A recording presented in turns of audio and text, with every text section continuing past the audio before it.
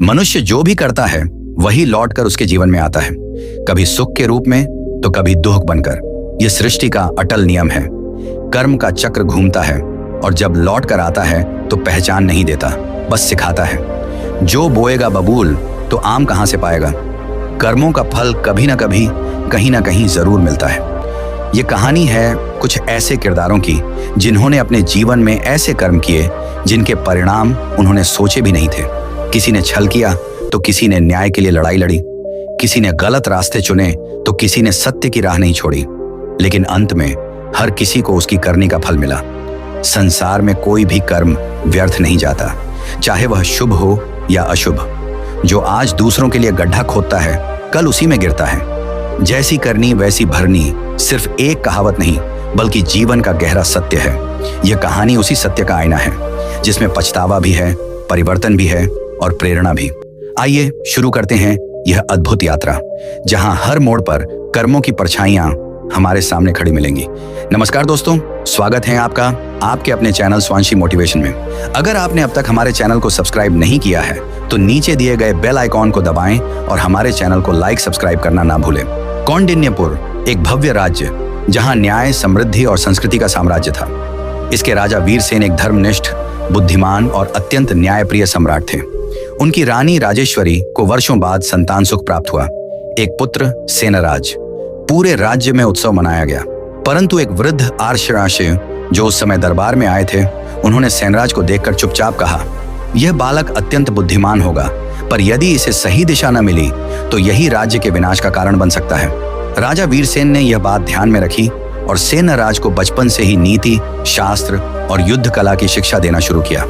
लेकिन जैसे जैसे सेनराज बड़ा हुआ, उसमें एक घमंड, अभिमान और श्रेष्ठता का झर पनपने लगा। वह अक्सर कहता, मैं राजा का पुत्र हूं, मेरे लिए नियम नहीं बनते, मैं नियम बनाता हूं। प्रजा डरने लगी, सेवक सहमने लगे और वीरसेन चिंतित रहने लगे। सेनराज का पालन पोषण करने वाले कुछ सेवक थे, जिनमें सबसे वफादार था भीमदत्त, एक मध्यम आयु का सेवक जिसने बचपन से सेनराज की देखभाल की थी। राजा वीरसेन ने एक बार सेनराज को आदेश दिया, सेनराज, शासन केवल तलवार से नहीं, न्याय और करुणा से चलता है, सीखो इनसे। पर सेनराज के लिए ये शब्द बोझ थे। एक दिन शाही कोष से स्वर्ण चोरी हो गया। राजा बीमार थे और जांच का कार्य सेनराज के हाथ में आया। उसे झांत हुआ कि यह चोरी मंत्री के पुत्र ने की थी, लेकिन मंत्री सेनराज का सहयोगी था। उसे शराब, नर्तकी और ऐशो आराम की सुविधाएं वहीं से मिलती थीं। सेनराज ने सारा दोष भीमदत्त पर मढ़ दिया। भीमदत्त ने हाथ जोड़कर कहा, स्वामी, मैंने आपको दूध पिलाया है, आपके रोग में रातें काटी हैं, क्या आप सच में विश्वास करते हैं कि मैं चोर हूं? सेनराज ने ठंडे स्वर में कहा, संवेदनाओं से राज्य नहीं चलता, साक्ष्य तुम्हारे खिलाफ हैं। भीमदत्त को कोड़े मारे गए और उसे राज्य से निष्कासित कर दिया गया। उस दिन महल की दीवारों ने एक सच्चे सेवक की चीखें सुनी और सेनराज के कर्मों की स्याही और गहरी हो गई। एक दिन दरबार में एक वृद्ध साधु आया। उसका वस्त्र फटा हुआ था पर चेहरे पर तेज अपूर्व था। वह सीधा सेनराज के पास गया और बोला, राजपुत्र, जिस पथ पर तुम चल रहे हो वो सत्ता का नहीं, पतन का है। सेनराज ने हंसते हुए कहा, बाबा, मैंने अभी तक अपने हिस्से का स्वर्ग देखा ही नहीं और आप नरक की चेतावनी देने चले आए। साधु मुस्कुराया और बोला, स्वर्ग और नरक तुम्हारे भीतर हैं। जिस दिन अपने कर्मों के बोझ तले तुम्हारा अभिमान दम तोड़ देगा, तुम्हें ये महल कब्रगाह लगेंगे। सेनराज ने रक्षक बुलाए और साधु को अपमानित कर बाहर करवा दिया। किंतु जाते जाते साधु ने केवल एक वाक्य कहा, याद रखना सेनराज, जब काले कर्म सड़कों पर उतरते हैं तो वे सिंहासन नहीं, सिरों की तलाश करते हैं। राजा वीरसेन की अवस्था अब ढलती जा रही थी। उनका शरीर कमजोर हो चला था और वे अक्सर खांसी व बुखार से पीड़ित रहते थे। राजमहल की दीवारें धीरे धीरे खामोश होती जा रही थीं, जैसे कोई युग अपनी अंतिम सांसें ले रहा हो। एक शाम वीरसेन ने अपने सेनापति और महामंत्री को बुलाकर कहा, अब समय आ गया है, मेरा उत्तराधिकारी सेनराज ही बनेगा। चाहे उसके स्वभाव में कठोरता हो, परंतु उसके भीतर अग्नि है और सिंहासन को अब अग्नि की आवश्यकता है। महामंत्री ने धीमे स्वर में कहा, महाराज, अग्नि यदि संयमित हो तो दीपक जलाती है, अनियंत्रित हो तो नगर भस्म कर देती है। वीरसेन ने गहरी सांस ली। मैंने एक पिता बनकर चूक की है, अब समय है कि मैं एक राजा बनकर सही निर्णय करूं। राज्य को उत्तराधिकारी चाहिए और मैं उसे बिना देरी सौंपना चाहता हूं। पुरोहितों ने शुभ मुहूर्त निकाला। संपूर्ण नगर को सजाया गया। राजमहल में स्वर्ण ध्वज लहराने लगे।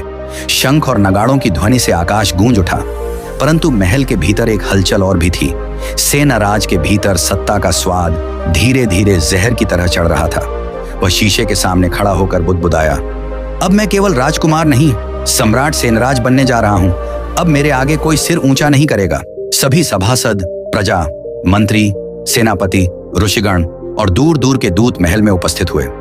सेनराज को पीले रेशमी वस्त्र पहनाए गए। सिर पर स्वर्ण मुकुट सजाया गया। राजा वीरसेन कांपते हाथों से अपने मुकुट को उतार रहे थे। भीतर से एक पुकार उठी, क्या यही पुत्र है जिसने मेरी वफादार प्रजा को डराया, वफादार सेवक को दंडित किया और राशियों का अपमान किया? परंतु होठों से निकला केवल एक वाक्य, राज्य को सौंपता हूं सेनाराज को। सिंहासन पर बैठते ही सेनाराज की आंखों में विजय नहीं, एक अजीब सी प्यास थी, अधिकार की प्यास। शब्द जो गूंजे पर सुने नहीं गए जब पुरोहित अंतिम मंत्र पढ़ रहे थे। तभी एक वृद्ध ने सभा के बाहर खड़े होकर ऊंची आवाज में कहा, जिस दिन यह मुकुट झुकाया जाएगा उस दिन इस राज्य का सूरज अस्त होगा और उसी दिन सेनाराज अपने कर्मों से टकराएगा। सैनिकों ने वृद्ध को घसीटा पर वह हंसता रहा। सेनाराज सिंहासन से उठा, तलवार निकाली और चिल्लाया, आज से कौंडिन्यपुर मेरी मुट्ठी में है। जो आदेश मेरा नहीं वह आदेश नहीं कहलाएगा। सभा शांत थी पर संभावित तूफान अपने बीज बो चुका था। राज्याभिषेक के कुछ ही सप्ताह बीते थे। सेनराज के शासन की शुरुआत में ही यह स्पष्ट हो गया कि वह अपने पिता वीरसेन जैसा न्यायप्रिय राजा नहीं बनने वाला। उसने शासन को डर और दबदबे से चलाने की ठानी। पहला आदेश था, कोई भी दरबार में सिर उठाकर बात नहीं करेगा। दूसरा आदेश, प्रजा यदि कर देने में चूके तो उनकी संपत्ति जब्त कर ली जाए।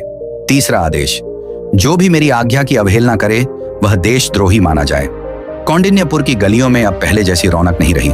लोग खामोश रहने लगे थे। बाजारों में चहल पहल थी पर चेहरों पर भय झलकता था।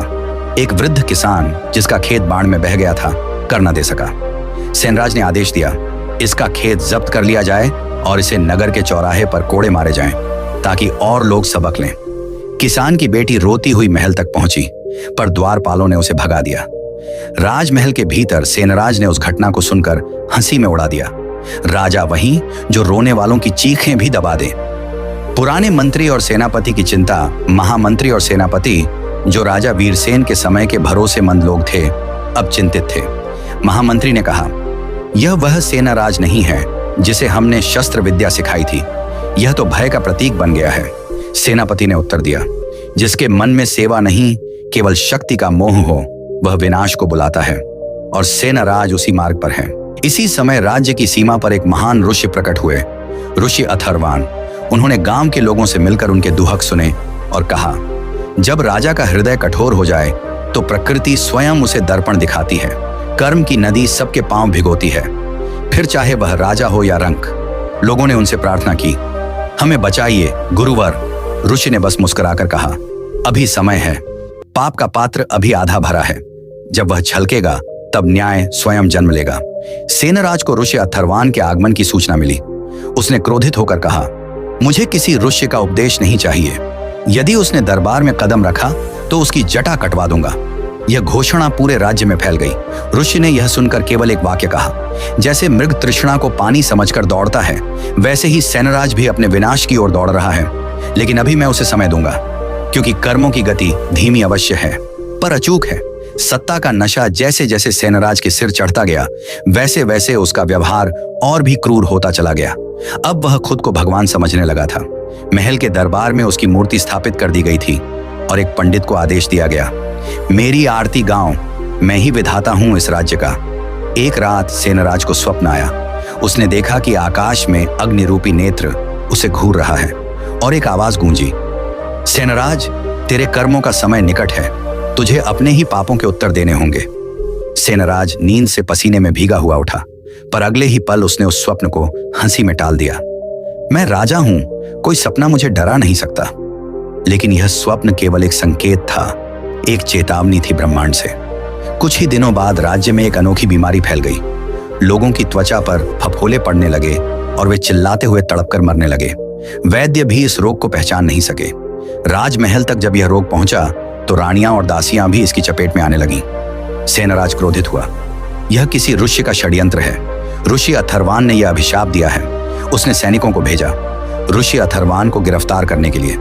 सैनिक जब ऋषि के पास पहुंचे तो उन्होंने कहा, राजा का आदेश है, आपको गिरफ्तार किया जाए। ऋषि मुस्कुराए। उन्होंने आंखें बंद की और कहा, हे प्रकृति, अब समय आ गया है। जिन्होंने सत्य का अपमान किया, जो न्याय को कैद में रखना चाहते हैं, उन्हें अब उनके कर्मों का दर्पण दिखाओ। और उसी क्षण सैनिकों की आंखों की रोशनी चली गई। वे सब अंधे होकर गिर पड़े। ये सुनकर पूरे राजमहल में हाहाकार मच गया। सेनराज भयभीत हो गया, पर फिर भी उसने हार नहीं मानी। उसने घोषणा की, मैं किसी ऋषि से नहीं डरता, मैं खुद युद्ध करूंगा, उस ऋषि से भी और उसके देवताओं से भी। उसने राज्य के सारे यज्ञ रुकवा दिए, मंदिर बंद करवा दिए, यहां तक कि ब्राह्मणों को निर्वासित कर दिया। पर जैसे ही ये आदेश हुआ, राज्य में अकाल पड़ गया। न बारिश हुई, न खेतों में अन्न उगा। लोग भूख से तड़पने लगे। गांवों में हड्डियों का ढांचा बन चुके बच्चे अपनी माताओं की गोद में दम तोड़ने लगे। लेकिन सेनराज का दरबार मौन था। एक वृद्धा, जो राजा वीरसेन के समय में दरबार में गाया करती थी, महल के बाहर आकर चिल्लाई, हे वीरसेन के पुत्र, तेरे पाप अब तेरी देह को खाने आएंगे। तू राजा नहीं, एक अभिशाप है इस भूमि पर। सेनराज ने उसे पत्थर मारने का आदेश दिया, लेकिन जैसे ही सैनिक पत्थर उठाने बढ़े, आकाश में अंधकार छा गया। गरजते बादलों में से एक आवाज गूंजी, अब तुझे तेरे ही पापों का स्वाद चखाया जाएगा, क्योंकि जैसी करनी वैसी भरनी। राज्य में सूखा, बीमारी और भुखमरी अपने चरम पर थी, लेकिन सेनराज अब भी जिद्दी और घमंडी था। उसने महल में भव्य भोज का आयोजन करवाया, जैसे सब कुछ ठीक हो। मेरे लिए ये सब बेमतलब की बातें हैं, वह बोला।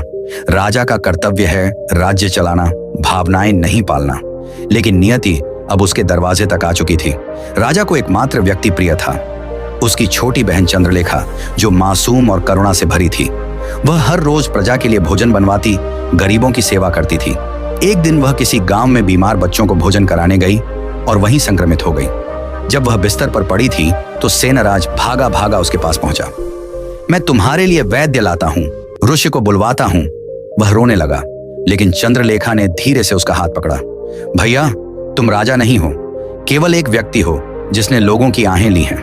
उन आहों ने मुझे नहीं मारा, तुम्हारे पापों ने किया यह सब।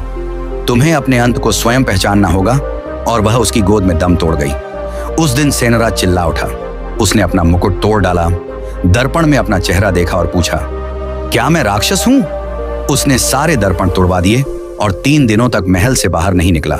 फिर अचानक चौथे दिन वह नगर के चौराहे पर प्रजा के सामने आया, फटे हुए वस्त्रों में। राजा सेनराज घुटनों पर बैठा था। सामने हजारों भूखे, थके और दुखी लोग खड़े थे। वह बोला, मैंने तुम्हारा अन्न छीना, तुम्हारे ऋषियों को अपमानित किया, तुम्हारे देवताओं का तिरस्कार किया। मैं अपराधी हूं, अब मुझे सजा दो। प्रजा चुप रही। तभी वृद्धा, जो पहले श्राप दे चुकी थी, आगे आई।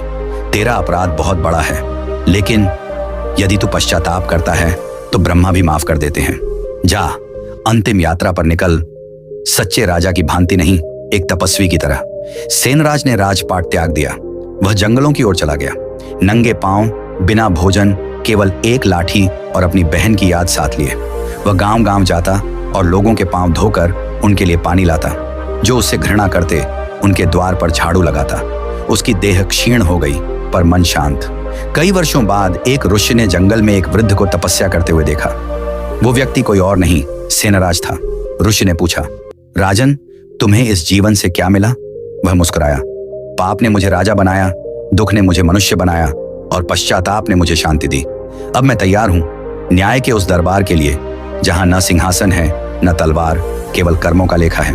और वहीं वृक्ष के नीचे उसकी आंखें शांत हो गईं। जैसी करनी वैसी भरनी।